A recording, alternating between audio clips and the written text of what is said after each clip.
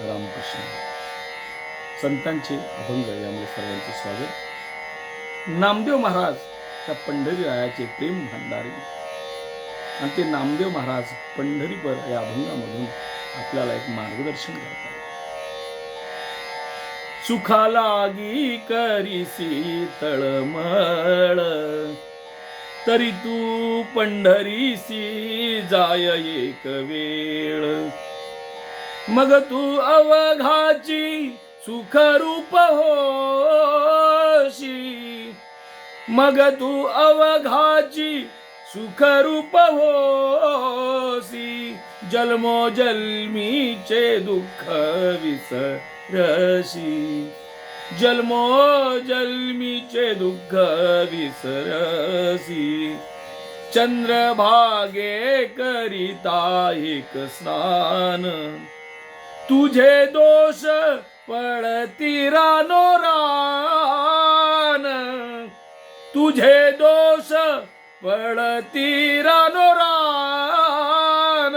मग तू अवघाची सुखरूप होसी, जन्मोजन्मीचे दुःख विसरसी. लोटांगण घालिता महाद्वारी, कान धरोणी नाचता गरुडा पारी, कान धरोणी नाचता गरुडा पारी. मग तू अवघाची सुखरूप होसी, जन्मोजन्मीचे दुःख विसरसी. नामा म्हणे उपमा काय द्यावी, नामा म्हणे उपमा काय द्यावी. माझ्या विठोबाची आलाभला घ्यावी, माझ्या विठोबाची आलाभला घ्यावी.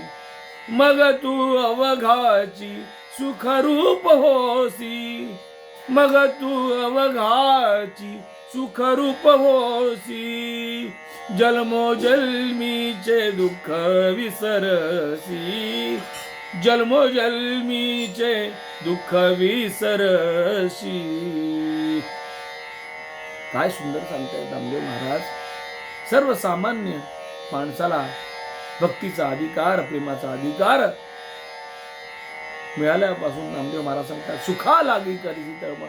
सुख मिळावं याकरता इतकी तळमळ करतोस, इतका तळमळ करतोय, रात्रंदिवस पळतोय, रात्री पळतोय, दिवसाही पळतोय, पण ते सुख काही हाती लागत नाही. सुख वस्तूमध्ये नाही, पण वस्तू ही गरज आहे. वस्तू हे सुख देऊ शकत नाही, वस्तू गरज आहे. म्हणून एकदा तू पंढरीला जा, तरी तू पंढरीशी जाय एक वेळ. मग काय होईल? मग तू अवघाचे सुखरूप होशील. तुझ्यातलं जे सुख आहे अवघ, तू सुखरूप होईल, त्या सुखासारखा होशील. आणि जन्मोजन्मीचं, ह्या जन्मीचं नव्हे, जन्मोजन्मीचं दुःखचा विसर पडेल. काय कर? चंद्रभागे करिता एक स्नान, तुझे दोष पळती राम राम. और अरे चंद्रभागेमध्ये एकदा स्नान कर, तुझे दोष पळून जातील, दोष सोडून जातील, दोष रहित होशील. दोष गेले म्हणजे माणूस, असं म्हणलं जातं, कर्म ची प्रधानता आहे आपल्या त्या जगामध्ये. पण कर्म करत असताना कळत नकळत पाप कर्म होतात, दोष लागतात. पण ती न कळत झालेले दोष जे आहेत हे चंद्रभागेमध्ये स्नान केल्याने आपोआप निघून जातील. पुढे म्हणतायत, लोटांगण घालिता महाद्वारी. पांडुरंगाच्या जे महाद्वार आहे, मुख्य द्वार आहे, त्याच्यामध्ये लोटांगण घाल. आई बाप्पा सख्या, तसं लहान बाळ आईने काही वस्तू दिली नाही तर रस्त्यावरती लोटांगण घालतं, गडबडालं होतं. मग आई घाबरून त्याला कडे घेते, वेळेस काही फटकाही देते, पण त्याच्या आवडीची गोष्ट त्याला घेते, पण त्याला लोटांगण घालावं लागतं. तशीच महाराजांची एक अवस्था आहे. कान धरोणी नाचती गरुडा पारी. संत श्रेष्ठ गुरु महाराज भगवान त्यांच्या समोर कान धरावेत. ते गरुड राया तुमच्या समोर कान धरतो. पण या सख्याला माझ्याशी आणि मला त्याच्याशी जोडण्याचा प्रयत्न करा. नामा म्हणे उपमा काय द्यावी या विठोबाची आलाबला घ्यावी. ही विठ्ठल देवता अशीच आहे. काय सांगावे याचं, काय उपमा देऊ? आईला काय उपमा देता येईल? फक्त आलाबाला घ्यावी. अहो आई त्या मुला आमचीच आलाबाला घेते, पण आमचंही काय धैर्य की प्रेमापोटी आम्हीही देवाची आलाबाला घेतो. नामा म्हणे उपमा काय द्यावी, माझ्या विठोबाची आलाबाला घ्यावी. मग तू अवघाची सुख करू देशीस. या अभंगातून महाराज अवघाची सुखरूप याचा मला अर्थ असा वाटतो. मुळातच सुखी आहोत, पण वस्तुरूपामध्ये खजी प्राप्ती करून बसलो, म्हणून तू अवघाची सुखरूप आहेस. सुखरूप होशील, नको ते गेल्यावरती आहे ते मिळते.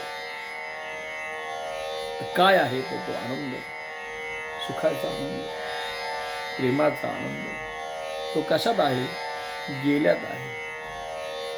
म्हणून म्हटलं जातं, दान दिल्याने दोष जातात. ते अन्नदान असेल, ते श्रमदान असेल, ते ज्ञानदान असेल, ते अवयवदान असेल, त्या प्रकारचे दोष निघून जातात. नामामधून सर्वच दोष निघून जातात. पण नाम घेताना सुद्धा भाव धरोनिया वाचे ज्ञानेश्वरी, कृपा करी हरी तयावरी, स्वमुखे आपण सांगे श्री विष्णू. अशा प्रतीतीने भाव घेऊन, त्या प्रतीतीने संतांच्या अभंगाला बरोबर घेऊन त्या देवाकडे पहा, त्याची आस धरा, तो तुम्हाला नक्कीच करेल. रामकृष्ण.